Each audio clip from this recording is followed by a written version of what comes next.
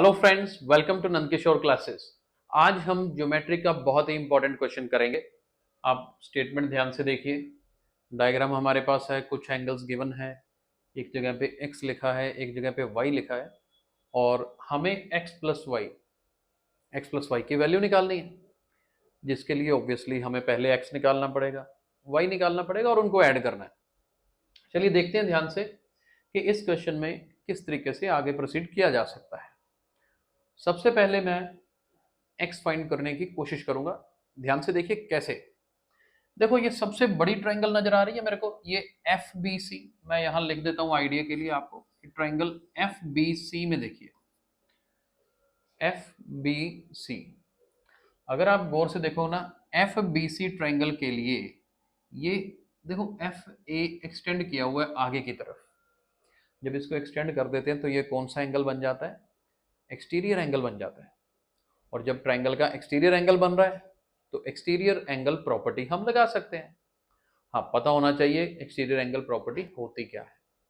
तो पहले तो ये सुन लीजिए, एक्सटीरियर एंगल प्रॉपर्टी क्या होती है। जैसे ये ट्रायंगल है, ये एक्सटीरियर एंगल है, मैं शॉर्ट में बता रहा हूं। 1 2 3 एंगल्स के नंबर दे दिए मैंने। यहां एक्सटीरियर एंगल है, angle number 1। According to exterior angle property, exterior angle of a triangle is always equal to sum of two opposite interior angles। यानी कि ये बाहर जो एंगल 1 है ना, ये अंदर वाले एंगल 2 प्लस 3 इन दोनों के सम के इक्वल होता है। अब यहां पर अगर मैं देखूं ना, तो ये 130 डिग्री जो है ये मेरा एक्सटीरियर एंगल बन रहा है। तो ये किसके इक्वल होना चाहिए?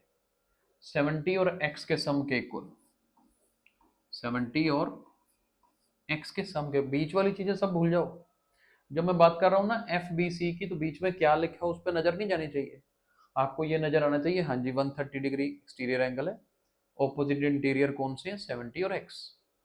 यहाँ से x आराम से निकल जाएगा। यहाँ से अगर मैं x की वैल्यू देखूं तो क्या आ रही है? 130 में से 70 माइनस, तो जी मेरे पास x की वैल्यू आएगी 60 डिग्री। चलिए एक काम हो गया, यहाँ भी लिख लेते हैं हम कि ये x की वैल्यू कितनी आई है हमारी? 60 डिग्री आ गई। अब इतने से बात तो बननी नहीं, क्योंकि हमें तो y की वैल्यू भी निकालनी है। y कहाँ नजर आ रहा है? ये रहा। स्टेप बाय स्टेप करोगे हो जाएगा 100%। अब मैंने क्या देखा कि ये ऊपर 60 डिग्री क्यों दिया है? कुछ तो इसका बनेगा ना, काम होगा। ये 60 डिग्री और ये वाला दोनों angle, they are forming linear pair angles. कौन से एंगल बना रहे हैं? लीनियर पेयर एंगल्स बना रहे हैं। और लीनियर पेयर एंगल्स क्या होता है? जो स्ट्रेट लाइन पे होते हैं। और इनका सम भी क्या होता है? 180 डिग्री होता है। मतलब कहने का कि अगर ये 60 है ना, तो ये वाला क्या होना चाहिए? 120 डिग्री होना चाहिए, ताकि 120 और 60 दोनों का सम कितना हो जाए? 180 हो जाए। सोल्व करके दिखाना होता है जब एग्जाम में करना है तो। हाँ, मेथड समझिए। ये 60 है तो ये वाला कितना होगा? 120। अब मेरे पास, अगर मैं, आप ध्यान से देखें तो, आप ध्यान दीजिए, क्वाड्रिलेटरल में जाना है। अब मुझे कौन सी क्वाड्रिलेटरल में देखना है? B C E D. Diagram ध्यान से देख लीजिए। कौन सी क्वाड्रिलेटरल में? मैं यहां पर आपको लिख के दिखा रहा हूं जी, एक बार देख लीजिए। इन क्वाड्रिलेटरल, नाम क्या है? B C E D. Quadrilateral के ना चारों एंगल का सम 360 डिग्री होता है। 3 एंगल मेरे को अब पता है, चौथा एंगल निकल जाएगा। जैसे यहां पर एक एंगल तो है 120, ठीक है। दूसरा कितना है? 70। तीसरा x वाली जगह पे जो है वो है 60। इन तीनों का सम कितना हो गया? 120 प्लस 60 कितना होता है? 180। 180 में 70 ऐड करोगे, आप कहोगे जी तीनों का सम 250 तो बन ही चुका है।